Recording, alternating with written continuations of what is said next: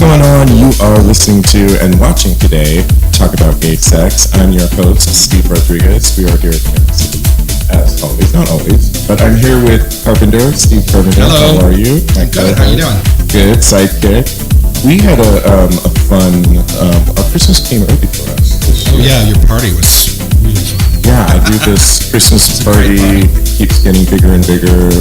Maybe I'll open it up at some point. And better too. This year was just, last year was a lot of fun, but this year was just even better. It worked really well. Exactly, and it's a leather Christmas party, so imagine how naughty we get.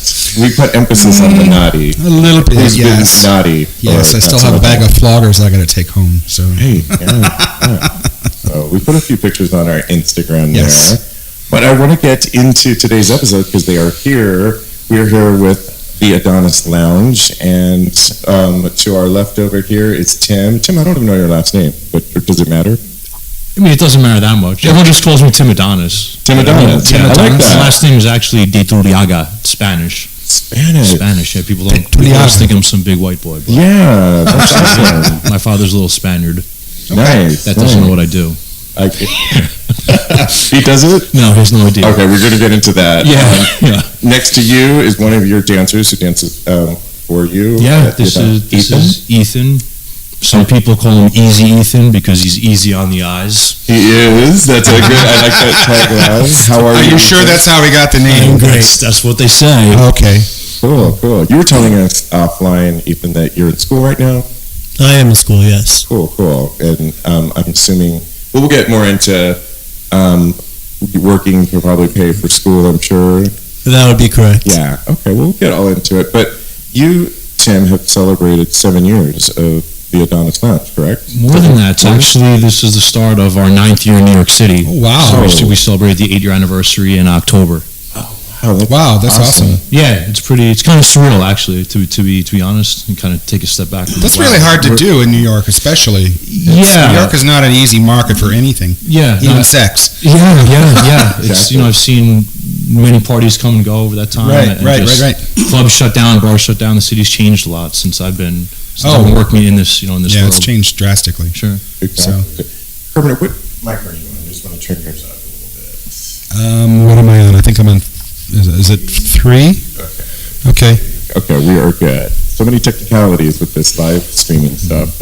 But, so you started in Brooklyn, right? We did. We started in Greenpoint, Brooklyn. Wow. Catholic Polish Brooklyn. We literally had to black out the windows, and people didn't know. It wasn't even a gay bar that we started in, but I convinced the straight place to let me take one night per week, and we did a small little event, and it was small. I would have a successful night would be 20 customers and maybe 5 or 6 dancers, and of those 20 customers, they were basically just like my customers that were loyal to me. So it was very small. And for people that aren't familiar with the Adonis Lounge, it's you come into various locations with strippers, dancers. They do a performance in a lot of the night, and then there's lap dances in the back that people can do, and then sometimes champagne rooms. Is that kind of? Sure. The performance part is questionable. Is that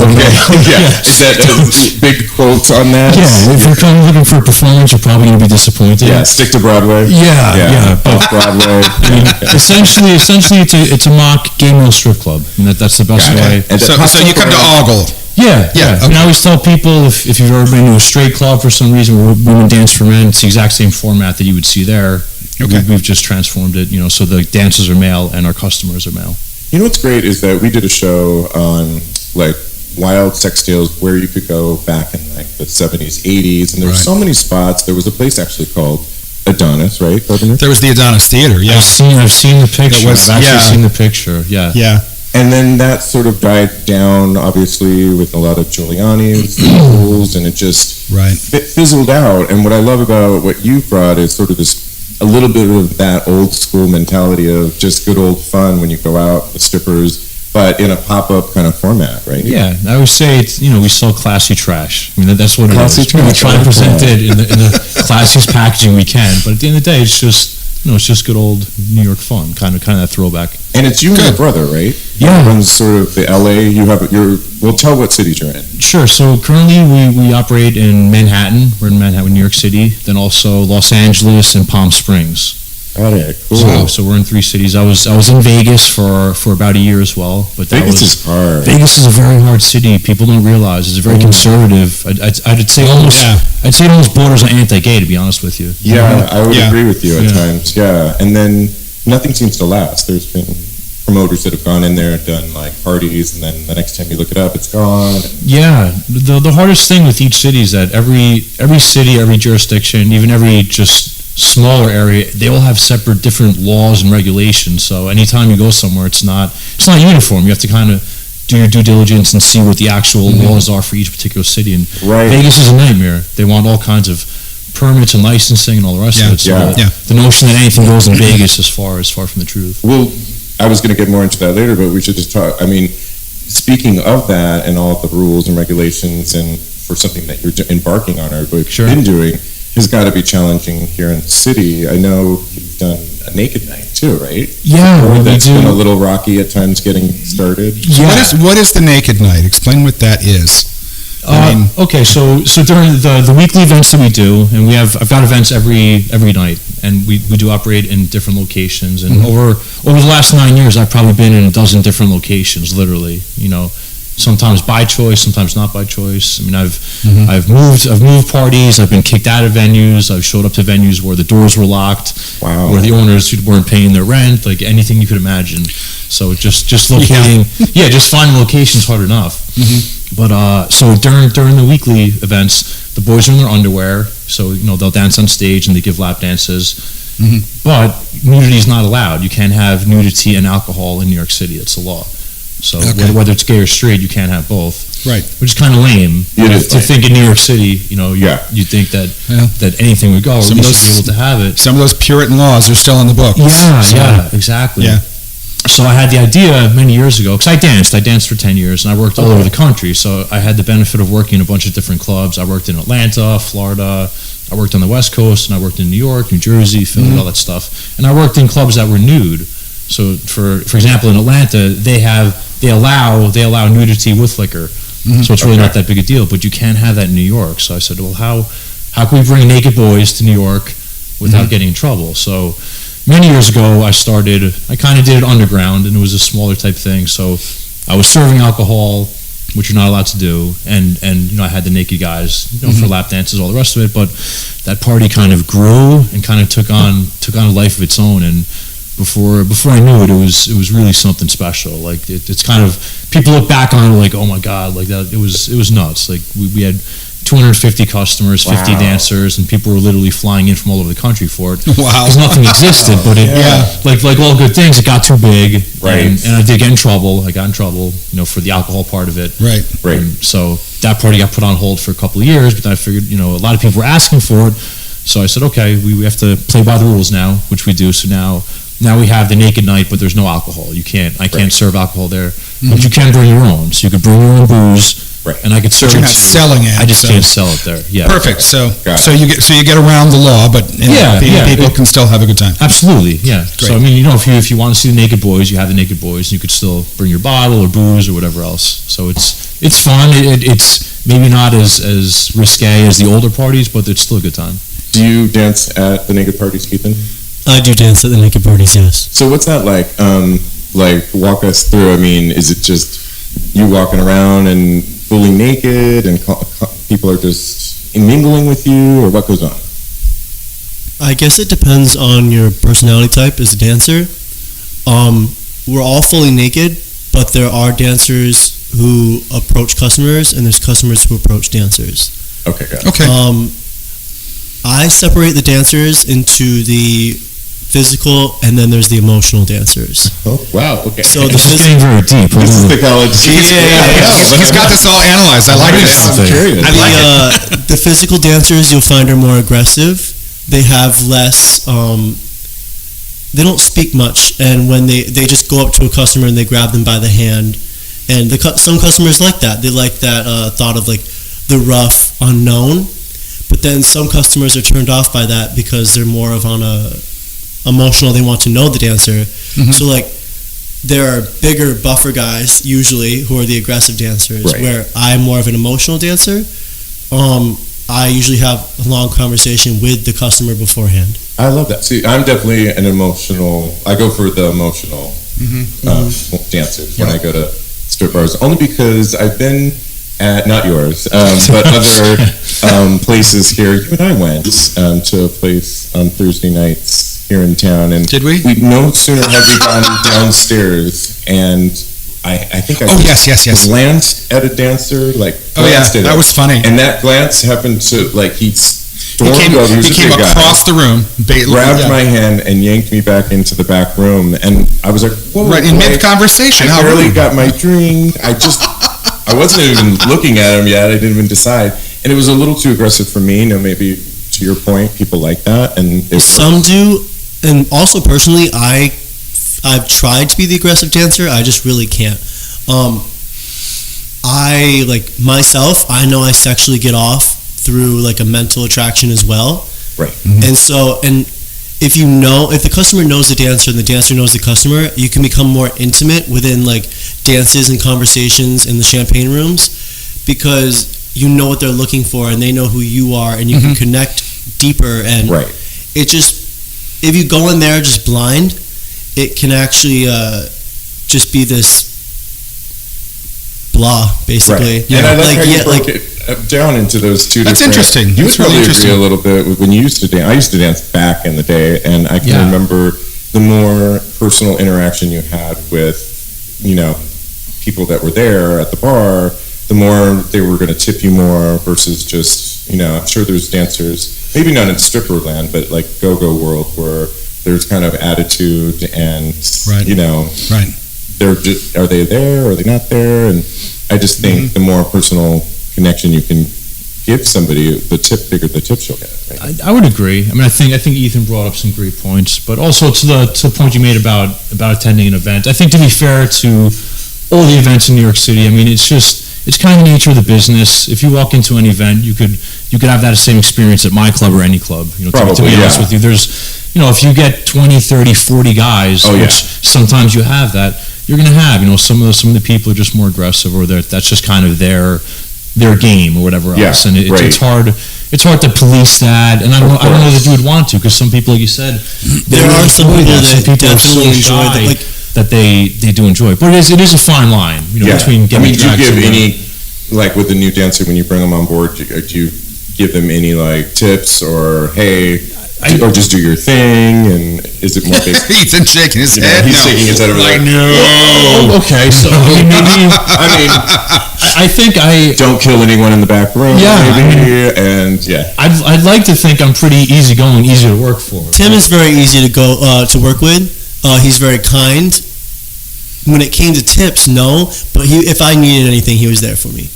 It's less of he's not very forward with the advice. You have to ask for the advice. Okay, got it. I kind of like each guy to feel things out, and I don't want to tell people how they should act or whatever, because it's especially for the first time a guy comes to the club, it can be an overwhelming experience. I kind of want them to take it all in, and it lets them develop their own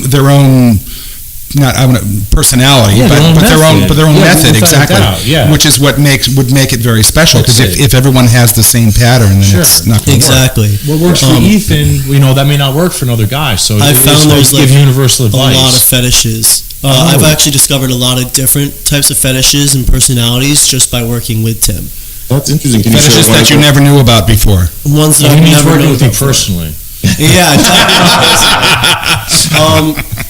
So, there's a lot that I knew existed, but just never interacted with. So, I've met people who are into humiliation. I've met people who are into just the rough dominant. I've met people who didn't want to have sex at all. Their personal, intimacy was conversation. Right. And it was even, I had known a gentleman for a couple months, and he still wouldn't go into the back room with me. I'd ask him, and he said no, he just wanted to have conversation. But yet he'd still tip me the same amount as if we were going back into lap dance. Well, now, and obviously there's only so much you can do in one of the lap dance rooms. So There is. So do you find that sometimes a lot of these clients like want to take it off premises for like privates and so forth, or is that? I've actually found there's a couple, but the clientele that I usually interact with and come back for me or text me or like are a part of me, they don't, because I've developed this like I've developed a certain clientele that doesn't want that. Right. They respect you. Yeah, they have they actually are a lot more respectful than I could ever imagine. They like the like they take me to dinner. They like the talks. They like the more developed companionship. I could relate to that. I feel like everyone's looking for a different experience. And right. Yeah. Ethan's a cut above the rest. I have to say that. He really is. He's a great looking guy. He's polite. He's kind. He's articulate. So he's going to attract a different type of person that's after a different type of experience. But don't get me wrong, I'm definitely a fan of those big, buff, aggressive boys. That's part of the benefits of the job is I get to like be around them. Yeah. I ogle and stare a couple times. Well, that was another question. Why wouldn't you? Yeah, right. You're human. Of course you are. I was going to ask, do you find that all you dancers, like on any given night, how many dancers are? It could be anywhere from 15 to literally over 40 sometimes. Okay, really, so there's a lot of you guys. I mean, do you guys talk? I mean, obviously we're changing. Are people? Lots of circle jerks. Lots of circle jerks? Yeah, it just happens. Definitely. Yeah. Seriously? Lots of massages, back really? rolls. No, not really. Oh, okay. Yeah. Well, I mean, everybody thinks that's everyone's fantasies, right? It would be. Everyone Just thinks. hook up and jerk each other Well, off. with that amount of dancers, He's getting all. I'm always about the backstage. He's ready to unretire. I love Yes, backstage. exactly. Yeah. I do see a couple backstage things between a couple dancers, but it's not like the whole company of dancers. Sure. And I know a couple friends that dance that, now with your phone, obviously you can get porn on there, and if you're trying to fluff up, you can do your own little fluff up experience moment, and I'm sure that's going on as well. And I personally, Ethan just looks at me.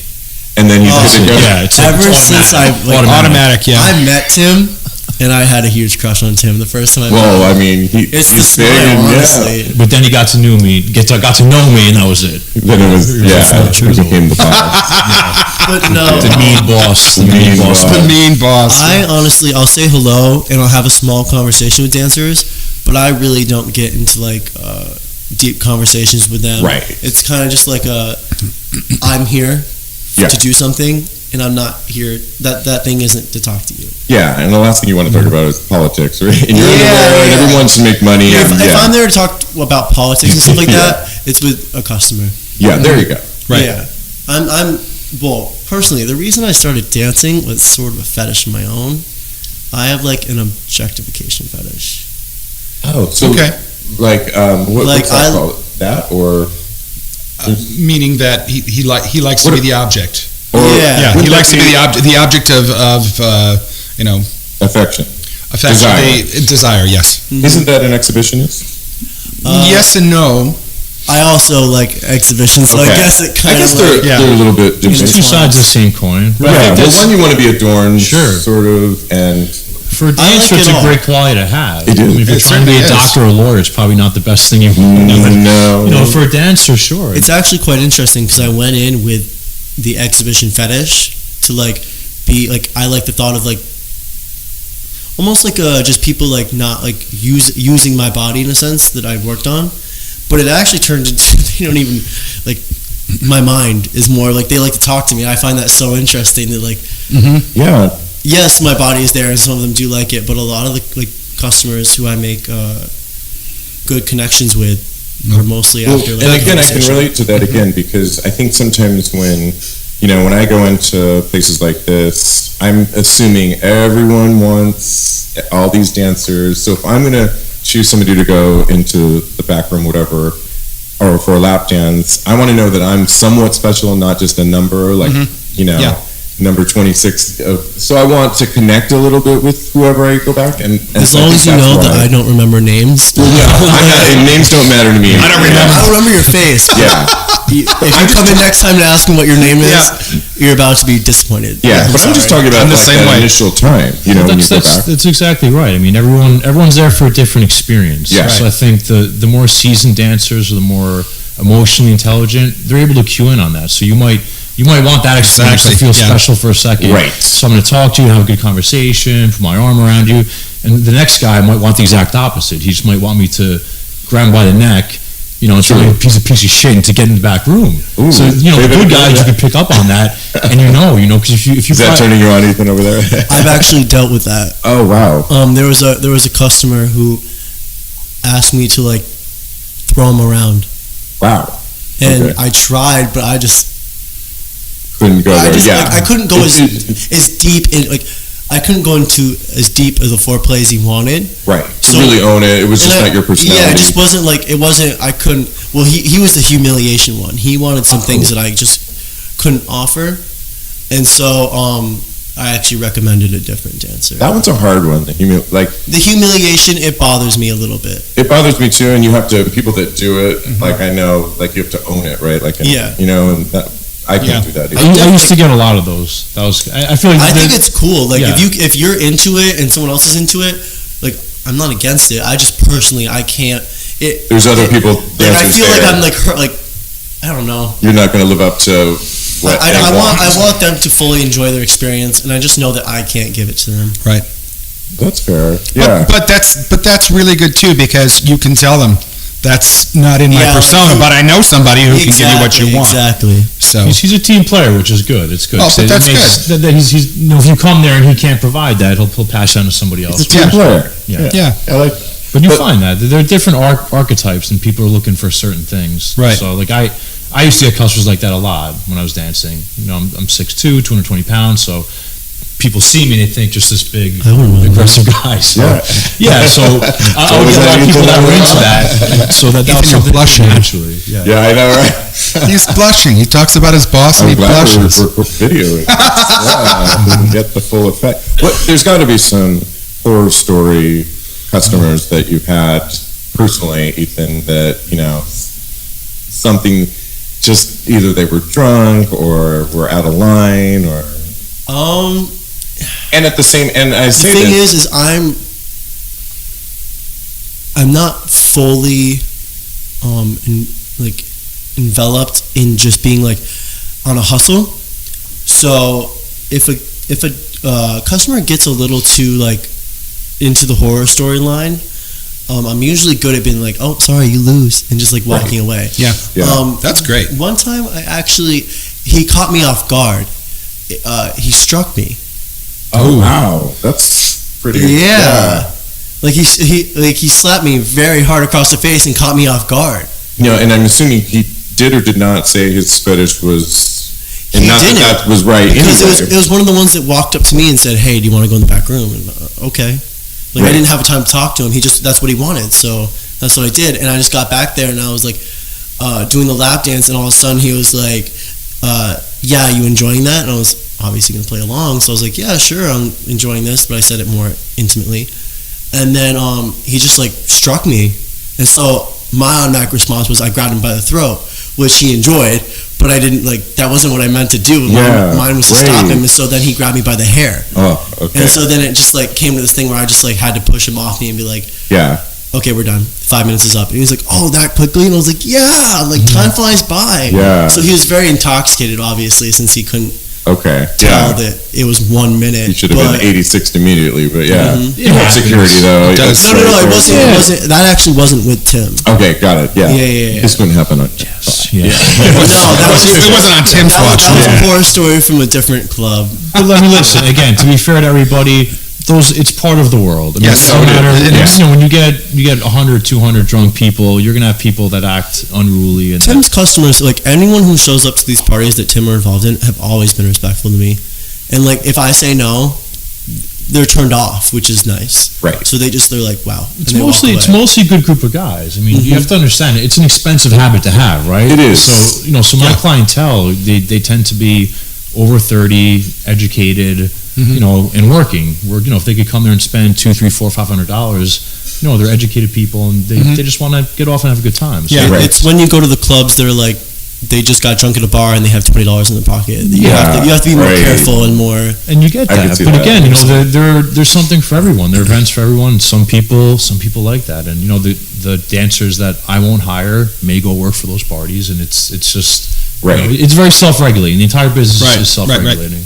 Yeah, you were talking briefly about like when someone comes back there. It's pretty much when you go back for a song, right? That's the length of a song is considered the lap. Because the sign says 5 minutes, so I usually what I do is I do a song and then I go a little bit into the next song. Oh, but that's just like my own like code. Like he's like that most ideal dancer. This is ever. Great. He's making me look like a champion. No, and I say this because I've gone back and I think they'll do it like this. You could go halfway in a song, and I've seen dancers walk out when the song ends. It's like you were in there for like a minute. Yeah, I mean, I'm like, but see, what I think they don't realize for us savvy clients or customers is that, you know, I would gladly probably do 2, 3, 4 songs if I didn't feel like I was being, you know, gypped too shortly. So they're actually losing money, is my theory, if they would just do the song. Right. And that's why I like to build the emotional relationship so I can talk to the customer, understand them more, and just like that way when I go in there, it's not like I just want to end it as soon as possible. Like I'm enjoying it myself. Yeah, You're absolutely right, though. I mean, that's the point. But a lot of these guys, they're short-sighted, and I always say all the stereotypes about strippers are true. You know, and there's a whole bunch more you've never heard of. I'm sure. And this is speaking as a guy who danced, and then you know now the Bones, and I've probably had close to 1,000 guys work for me in the last 9 or 10 years. So you know the guys that have longevity and stick around, they're the ones that understand what Ethan's talking about. Is that no, you want to develop a relationship, you know, with your customers and clients, and you may not love all of them. Some could be, you know, a little obnoxious sometimes, but at the end of the day, if you're just honesty is always the best policy. If you're honest and you give someone a good experience, they're going to come back. Exactly. You can hustle somebody, but they're never going to dance with you again. Right. So what's the point? You're like Heidi Klum. I mean, she went from model to now she runs this whole empire, and you're carrying your legacy on. Like, just then you said Heidi Klum, not Heidi Fleiss. No. Yeah, I could have gone there. Yeah, good point. I think Ethan doesn't know who Heidi Fleiss is. I don't. It's scary, right? Yeah. I think Tim's right though. Honesty is honestly like a big part of the world that we both live in. It takes out so much drama if you're just honest. It really. Because then you deal with this like digging a lie. But if you're honest, then you find the customers you don't want to deal with, and you find the customers you do, and you create this like you actually create a positive work environment where like there's a stereotype of like the low grade stripper. But like I don't feel like I'm that because I feel like I have this positive like I enjoy being a stripper. I think it's fun. And like I enjoy myself because I don't beat around the bush. I have my customers who I also like back, right? Like as people. So and you guys look forward to seeing each other. And I call it owning it. Like when you, the more honest you are, when you just own who you are, it's like and that works in multiple ways in your life. It does. So Ethan, you were talking earlier that you're in college and all of your friends in college know what you do for a living. Yes. And you said they ask a lot of questions. Yeah. So what's that like? I mean, obviously being out with who you are and what you do I think it's, in a college environment is I think it's very important. forward. But yeah. College is a time where you find that a lot of people find themselves. I like to say that I found myself a little before college. Which was nice for me. So when I went to college, like you saw the other kids like crying about not being home or missing their family and stuff like that, and I was like, I'm ready for this. Yeah, I'm ahead of the game. Yeah. So no, when I went, there's so many questions they have to ask. Well, they don't have to. They want to ask. Right. They find it very interesting of what I do. Because they want to know if all the stereotypes are true. Do I do a ton of drugs? Am I an alcoholic? Like, am I only in it for the money? Am I gay? Am I straight? Those kind of things. It's actually, I like to set an example. So that's very good. Well, yeah. That's very good. So that's very bright of you to do. I think it's important that people know like what it means to be gay, and like one of the biggest questions is like with more conservative people is why are you gay? And my answer is always why would I choose to be ridiculed and criticized all the time? If I could turn it around, I would, but here I am. Right. So like I've actually I've turned a lot, like I'm proud of myself for turning a lot of people who were against it into neutral about it, and also turning people who were neutral about it or against it into actual gay, like they realized they were gay themselves. So it's just a lot of like talking and like just like and by example and also I take a lot of harsh criticism. So instead of when someone says the word faggot or gay or like some mean term, instead of like attacking them, I'm actually like I just take it and I'm like, wow, you noticed I'm gay, like and they don't, then what? And they don't know what to do, so then we have a conversation and they realize like I'm a person too. Right. So it's actually a conversation. It's all about conversation. Yeah, it's actually a positive.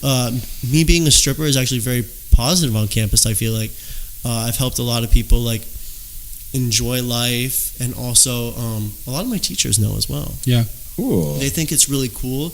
A couple of them want to come see, like, if I ever do a pole dancing show again, they want to come see a pole dancing show. So, Tim, got that? Yeah. No, that's great. I'm just taking you're mesmerized. I'm impressed. I just think that's so great because I mean, really leading by example. I mean, Harvey Milk was the one who said everyone should come out of the closet, now, because people will realize, oh my God, I know a lot of gay people. So, but the fact that you're doing you're being an example and you're being so positive about it, it's very. One thing I found is you just can't be offended by everything. You can't be so defensive. Like, of course they're going to say faggot. They don't understand. Right. Or they're like, of course they're going to be attacky. They don't understand. You just have to be like, you just have to take that in and then talk with them. One thing my mom taught me that was really important was that something that always cuts down your enemies is by smiling and saying okay. Oh, that's true. That's a good one. So by just doing that, their attack is gone. They don't know what to do with themselves, so they actually engage in conversation. Yeah. I think we're all looking at a future stripper turned politician right here. Yeah. He's saying he's way too honest to be a politician. I'll buy that book. But I mean, I'm assuming there's, you're gay, but other dancers, there's straight ones in the mix too, correct? I'd say the majority of dancers would identify as straight. Okay. But again, that starts a whole nother conversation. Yes. Yeah, well, let's briefly talk a little bit about that and how, I mean, obviously, Ethan, you work with them on any given night, and did you ever notice that, the difference that you're working with a straight dancer, or do you notice that maybe clients pick up on that they're straight, or does it matter anymore? I don't know. I don't think clients so much pick up on the straight. There's clients usually clients don't know, but there are clients who like gay strippers, and there are clients who want straight strippers. Mm-hmm. Oh, okay. That's interesting. I found that clients want straight strippers because they like the fact that they're like dominating this guy into doing something he's against. They're crossing the border. They're hopping the fence. So and then some like gay because they feel like they can relate more. Right. He's going to need to write a book, I think. At first, we'll publish it. At first, I thought I could tell the difference, but it's become a little blurred. Yeah. But mostly, it's by their mannerisms and the way they carry themselves. It's 50 Shades of Gay, as we like to call it. I like that. There's also some, obviously, that are in between, the five, or the ones that, and I tend to go for those. Like, there are like you were talking about, the hyper masculinized, probably uber straight, but they're Tim would probably be able to tell you, like, if you could tell a straight or a gay apart, but I personally, I don't know if you agree, Tim, but the aggressive ones are usually, the ones that just grab you by the hand, I find are usually straight. Do you agree with that statement? I think that could be. I think that's fair. But I mean, I don't think it's not 100% accurate. No, because like at first I was like, people out there you listening. can tell the gay one, or you can tell the straight ones because They have their phone in their underwear or in their sock, and they're aggressive, and they don't have much conversation. And at first, I thought that was true. I know a lot of gay people like that too. Here's and again, not at your establishment, but there's a Monday night spot that occasionally I'll go to. Oh, I worked there. Okay. I worked there once upon a time. We're not going to. I know where this is going. Yes, and what I here's how you can tell in this particular establishment when one of the dancers is straight is if one girl, and she could look like whatever, she's just female, of the female persuasion. Okay, that's a giveaway. That's a giveaway. And dancers are huddled around, their heads just make an about face to her, and she could look like anything, but it's just female walked in room, and we'll be, my friend and I'll be standing there like, seriously? And then they all immediately make their way over to her or the group of girls that have walked in, and I mean, really? Well, that's some. You have every other day of the obvious. week. I'm going to throw a wrench. I'm going to throw a wrench in that theory. Okay, go ahead. I think a lot of times those guys end up being the gayest ones. You think? Really? Yes. Yeah. Because they're so overtly. Yes. A lot of times they're kind of in the closet, so they have to show. Oh, there's a girl here. I've got to chase that pussy. Yeah. So it's interesting. But, I've seen the same thing like in Thailand where there are hustler bars where you actually go home with them. Yeah. And a woman walks in and the straight men flock to her and the gay men flock to anybody else because they don't want to have to go home with a woman. Yeah. And it's really funny. It's really funny to watch. There's really, these questions are all polarizing. Yes. Like you could really look at it from different angles, and there's really so many different ways. Well, I'm pretty sure they want. Well, you're right. Maybe you are right. But you get that a lot of times. Well, and here's where you have to think if you're a straight guy, right? You're in a gay club in your underwear grinding on gay men, right? Yeah. So all of a sudden a woman walks in and you want to try to prove to the other guys there that you're straight, you really are straight. Yeah. But usually those are guys that they're just not confident. They're not secure in themselves. Well, and it's your point. Like they're only there a few hours, so it's like really you can't meet up with the girl. It's ridiculous. At any other time in the week or any other time. Yeah. But you have to. This the one chick that walked in. So maybe you're right. Yeah. The smart guys go the other way because they know. Like it's customers don't want to see that. And, it is called work. Yeah, and women aren't going to give you money anyway. Yeah. So what's the end game, right? You go there, you made no money. And you're probably still not going to get laid anyway. So exactly. What's the point? Yeah. There are straight guys that actually walk away from the women because they Smart know ones. that. Yeah, exactly how he said. Ones. The ones that are out to make that are hustling better because they just know. But you'll actually find a lot of gay guys. Well, that I work with at least will flock to the women. And it's usually during the time when they start to share hair trade. It's when they start to. It's when they dance. It's actually when they dance. So I'm going to blow up Ethan's spot here. I've seen you requested by women by bachelor parties for lap dances on more than one occasion. What do you mean? Where you gave lap dances to women, where they came in and out of 30, 40 guys and all these rough and tough masculine straight guys. They wanted Ethan for a lap dance, like where the girls, Yes, like, that was when she said that. I was like, "Are you sure?" No, there's are you sure? Yeah, she probably requested me. Did you mean me? Yeah, she was into you. Of course. I thought that was cool. And then also, I think women are different than men, though, in a lot of ways. And the thing is, they just like a hot guy. A hot is guy, a hot guy. He's when it comes to articulate. that, You can actually have a conversation. Right. They like to dance with the gay men as well. The gay men will go and he's got dance eyelashes with like Bambi. The gay men will go and do. Oh, okay. Yeah, that's when you see. I've seen a lot of gay men actually flock to the women because they say a Beyonce song comes on. Okay, right. And they all just start dancing together, and they'll hype up the gay guy, and the gay guy will hype them up, and they all start attempting to twerk and okay. Again, those lines get blurred a lot of times because you'll get a guy who's gay, identifies as gay, has never been with a woman before, but maybe he gets a lap dance with a girl, and before you know it, they're making out. And I always like to pick their brains. So I'll ask them. I was like, were you guys making out? That's like, yeah, I actually really enjoyed it. It was fun. She's like, I don't want to fuck her, but it was cool to make out. Yeah, women don't bother me at all. It's like, she was hot. So it's interesting, just in that sexually charged environment. Yes, it's not reflective of real life. The lines are much more fluid these days, which I find refreshing. Yeah, I do too. That line is blurred, and I would like to see it go away completely. Yeah, and I think it's pretty cool. I think it's cool.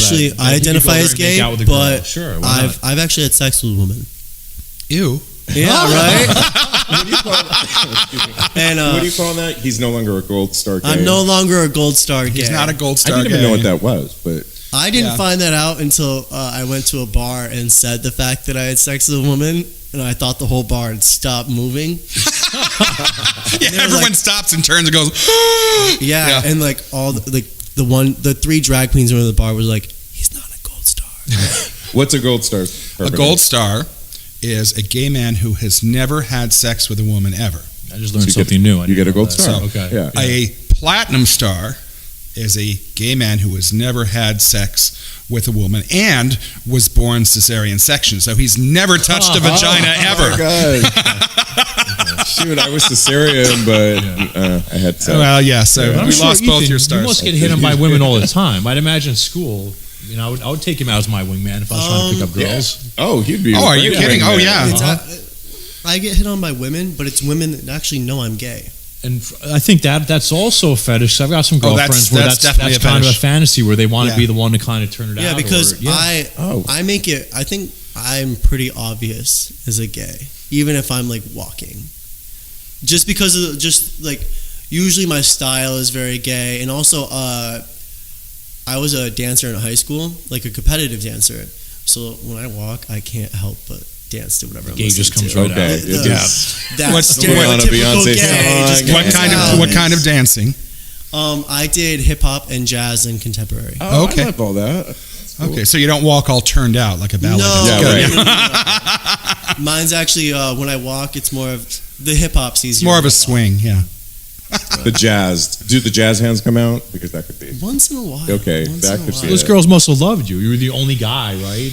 Dancing with a bunch of different I girls. They were probably all actually- trying to throw themselves at him. They had a drag show, and usually you'll get In like, high school? No. Yeah, I know. I was going Wow. to say. There was a millennial, drag you show never at know. college, and they have it at this cafe, and there's usually like I'd say at most 40 people who show up. They asked me to come and pole dance for that, and so they had over 140 people show up for the night that I was supposed to pole So dance. 100 more than they Wow. usually And it get. was all women. All women. I thought it was hilarious. That's funny. But no, it was really cool. They actually had to stop letting people in because they couldn't fit any more people in and still That's let funny. me dance. All right, Tim, That's get him on that funny. pole. I'm Go telling you, get him. that's going to be your. Ethan's That's the a man. performance. Ethan gets So the man that, and the that was bitches. actually a really cool night. But there was no men. It was mostly women, Wow. and they tipped, which was great. That's great. Well, I mean, to a woman, a gay man is no threat. You know, there's no. I that's think true. so too. Yeah. You know, but then I mean, I can remember going to Fire Island and taking straight women friends out there. Oh no, it's no problem. It's no problem. I don't. It's great. I don't have to worry about anybody hitting on me. Mm-hmm. Well, by Saturday afternoon, they're like, "Why is nobody looking at me? Yeah. Because you're on Yeah. a gay island. Nobody's looking at me, and I'm wearing a very small bikini." It's like, yes. My so- sister's always the one though that she ends up meeting that one straight guy who's like actually Your, kind your of sister's another story, yeah, and we love her. yeah, we that love could be. her. So But I had the opportunity, Tim, to hang out at Adonis. I guess it was like 6 weeks ago. Okay. And I was standing next to you, and I took some notes because I found it so fascinating. Oh, God. And The just some of conversations. things- Yeah. Yeah, just some of the. I'll read you just. Just some of my notes. There he was. takes notes. This is Be going to be careful. fun. Well, there was one when you were talking to the DJ, and you said someone make sure it was something to do with the DJ. Like, don't you announce? Yeah, we who's gonna announced go, the and guys who's on next, stage. Who's next? And it was like, yeah. So they'll try to pretend like they don't hear their names, and then have to go threaten them to get them on stage. right. your ass up there. And so what you said, Ethan, he is so calm, but he's like the man of the hour, several hours of the night, because he's millions of different people were coming up to you. The DJ's asking this. Somebody was asking. Somebody lost their phone. A dancer lost their phone. You're like, yep, that's normal business. Yeah. Another dancer was coming up and said, hey Tim, do you mind if I bring this chick in for a dance? You're like, yeah, go ahead. Then somebody was like, I mean, it was like over here, over there, too. It's controlled chaos. It was There's a lot. I think yeah. And I was like, wow. for most people, it would probably be overwhelming. But I've been doing it for so long. It's just kind of just you there. My favorite was a guy who came up to you and said, so what do you think of her? And I was like trying to peace what?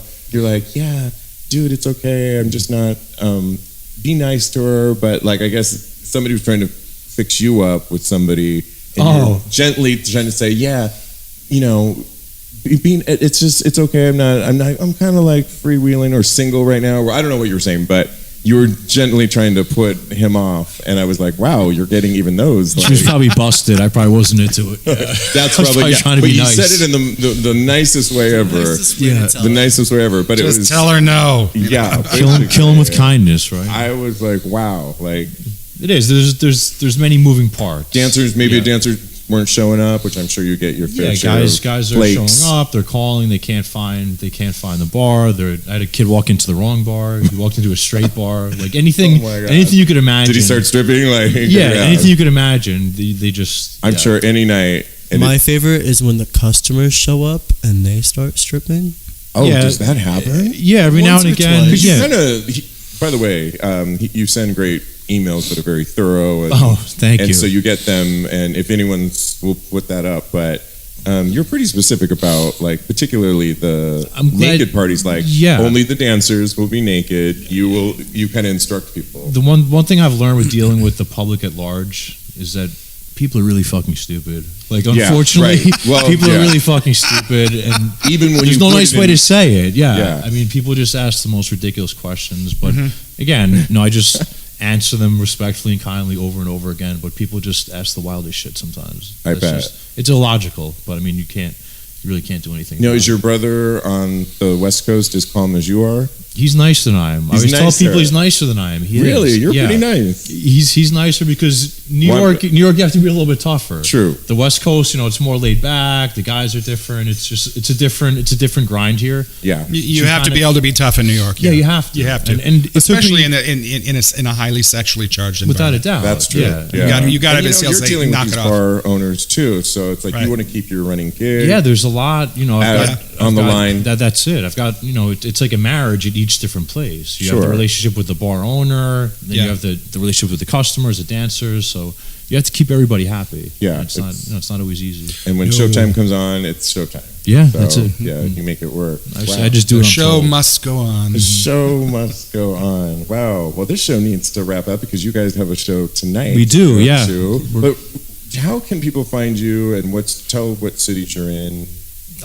So we're in New York City. We operate 7 nights per week at Fairy Tale Lounge. That's on 500 West 48th Street. And then I also do a Wednesday party at Atlas Social Club. Right. And then I do 2 of the private events. So the best way to get all the information for these parties is to be on my email list. I've got a private email list, and that kind of gives you the inside scoop of all the events and all the different porn stars and all the special stuff going on. That's right, because you always have different. So if you go on the website, if you just Google Adonis Lounge, my website will pop right up, and there's a sign up to where you could just insert your email, and then I get your email, and then you're on the list. Yeah, and you're really good at like updating that. I got to do that. Yeah. Oh yeah. I'm not on the list. I got to. Yeah, you got to be on the list. That's where all the good stuff happens. Good. Okay. Ethan, and you dance so people can find you. What nights? Every week or?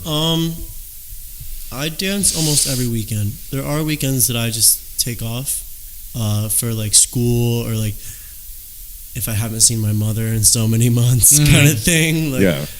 But it's on the weekends, and it's usually I follow Tim, so it's like Fairy Tale or the pop-up parties. Cool. Yeah, the nude parties. He's very popular with the nude parties. I bet. Ethan, easy on the eyes. Remember? Yes, exactly. He's blushing again.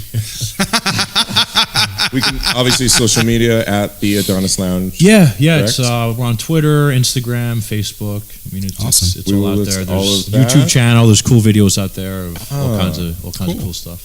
Nice.